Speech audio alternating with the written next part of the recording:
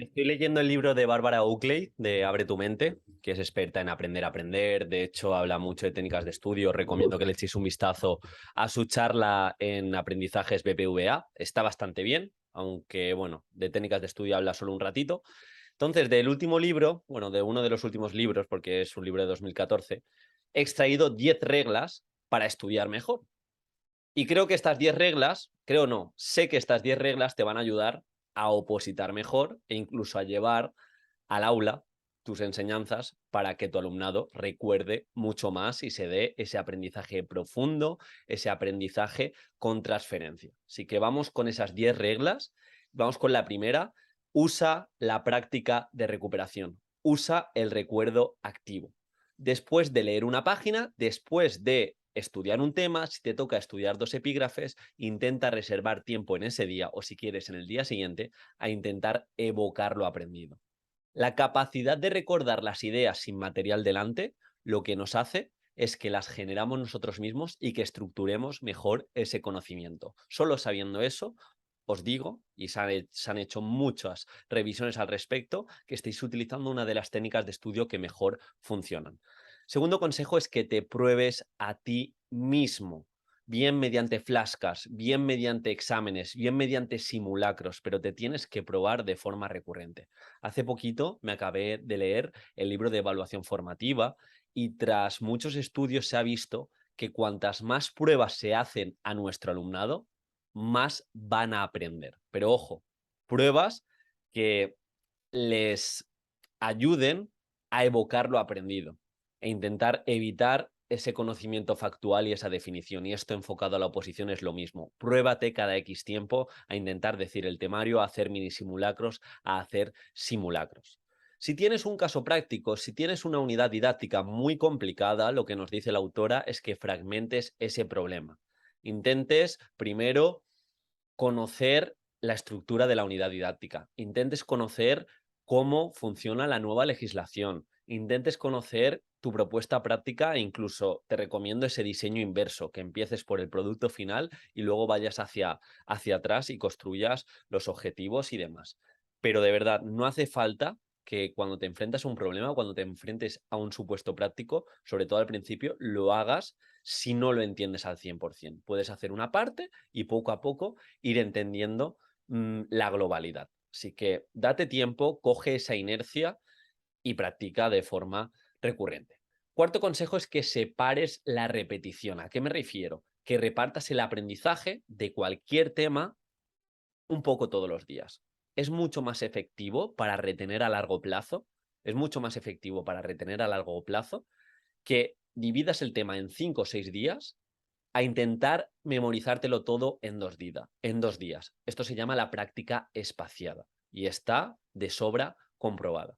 Así que si puedes ese temario dividirlo en 6 días y cada día un poquito y te pones a prueba cada X días, verás que vas a retener mucho más. Todas estas estrategias de aprendizaje, tanto de cara a la oposición con mi algoritmo de Diego, que te recomiendo, más bien te recomiendo, no, te doy 7 pasos para encarar los temas, te doy también un sistema de repasos, si te quedan 12 meses, si te quedan 10 meses, si te quedan 8 meses, el último mes te enseño a repasar, lo tienes dentro de mi curso de técnicas de estudio.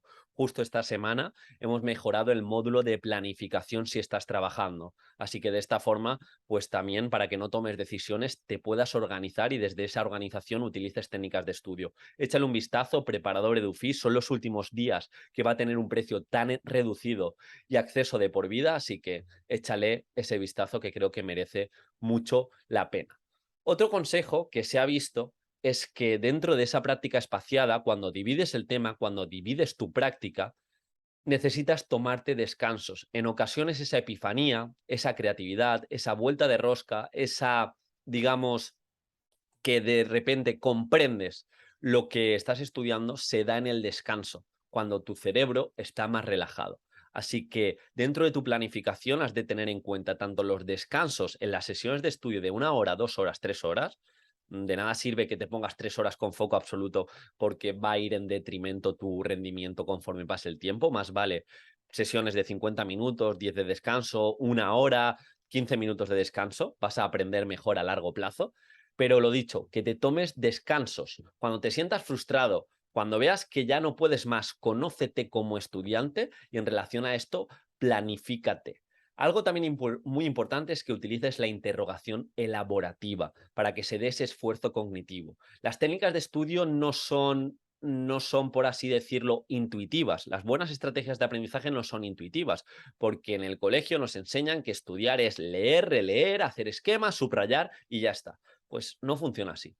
Funciona que cuanto más esfuerzo cognitivo, por así decirlo, cuanto más sacrificio ponemos en el estudio, en el sentido de que nos ponemos a prueba, intentamos recordar sin material delante, intentamos incluso sacar 10 conceptos clave de cada epígrafe y convertirlo en preguntas, e incluso explicar eso complejo del tema a una persona que esté fuera de educación con palabras muy sencillas, lo vamos a retener mucho más. Ese esfuerzo adicional de hablar y escribir te va a permitir codificar, es decir, convertir en estructuras de memoria neurales, es decir, un nivel más profundo. Todo aquello que nos pongamos a prueba, lo expliquemos con nuestras palabras, la teoría de Vygotsky, la neurociencia con nuestras palabras para que la entienda nuestra abuela, nuestra madre, pues va a ser mejor para nosotros, porque lo más complejo no es mejor, sino el explicar ideas, por así decirlo, más abstractas de forma sencilla, nos va a hacer retener mucho más y profundizar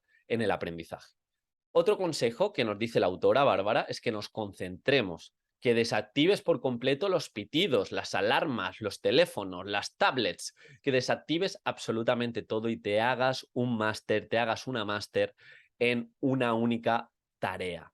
Unas pocas de estas sesiones en un día, donde te enfoques en 50 minutos sin ninguna distracción, 10 minutos de descanso, así 2 o 3 veces por día, si de verdad lo cumples, verás que te estás diferenciando del opositor medio, que está cada 15 minutos mirando el móvil, cada 20 minutos quejándose, cada 5 minutos pensando en otra cosa. Así que la concentración, la atención, no viene de la nada, la tienes que trabajar. Y esto también se trabaja de forma progresiva. Si hoy no puedes trabajar durante más de 20 minutos concentrado, es tu nivel de esta semana. La semana que viene, 25 minutos. Y verás cómo en 5 o 6 meses te puedes concentrar durante 2 horas, te puedes concentrar durante hora y media. Ese es el nivel que buscamos, pero de manera progresiva. Otro consejo es que te comas tu rana temprano todos los días. Comerse esa rana, se refiere la autora, a que primero te pongas la actividad que más pereza te dé, la actividad más difícil o más compleja en el día. Si estás trabajando y en esas primeras horas no puedes actuar, no pasa nada. En el momento que acabes el trabajo, te pones con el supuesto práctico que te da pereza o te pones con ese punto de la programación. Pero es importante que no tomes decisiones y vayas a por esa rana. Y para eso también hace unos días sacamos el diario del opositor.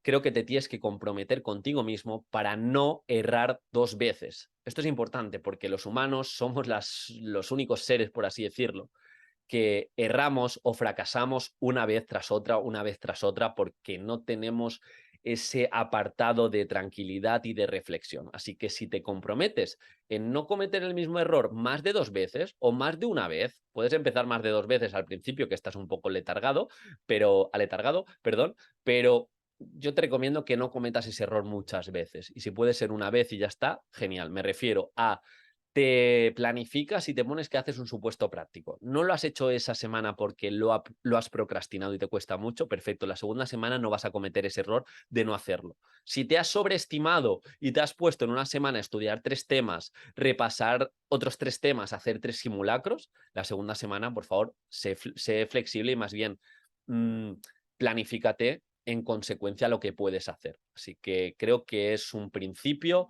o una filosofía que te va a llevar a hacerlo bien el día del examen. Y estos serían un poco los consejos que recomienda Bárbara. Seguro que me los habéis escuchado mucho a lo largo del podcast, a lo largo de mi formación de técnicas de estudio.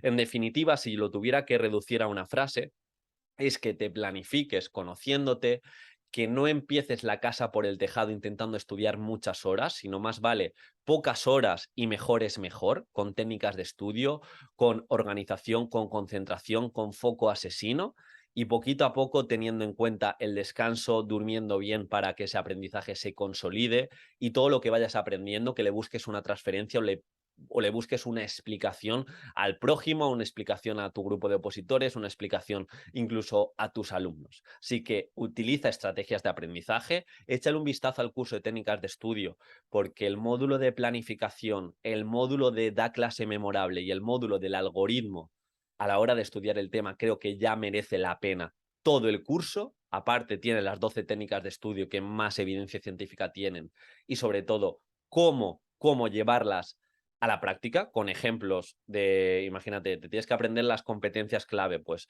las trabajamos desde el Palacio de la Memoria, te tienes que aprender distintas fechas, los trabajamos con técnicas de estudio que convierten esa memoria más de datos, esa memoria más declarativa a memoria episódica, perdón, que es la memoria de las imágenes. Al final entendemos que nuestro cerebro, un tercio de nuestro cerebro, se enfoca en procesamiento visual. Por eso es tan importante que los datos les busquemos un significado a nivel de imágenes. O aquello que estudiemos, si podemos hacerlo grotesco, podemos buscar unas ideas potentes para no olvidarlo, mejor que mejor. Y todo esto lo tenéis en el curso mediante el Palacio de la Memoria, el código fonético, distintas propuestas que le dan viveza y le dan dinamismo a tu estudio. Así que échale un vistazo y cualquier duda sobre estrategias de estudio, estrategias de aprendizaje, organización, cómo repasar, te leo en los comentarios y las contestaremos en vídeos posteriores. Así que espero que te haya ayudado, perdón, y vamos con todo. Un abrazo.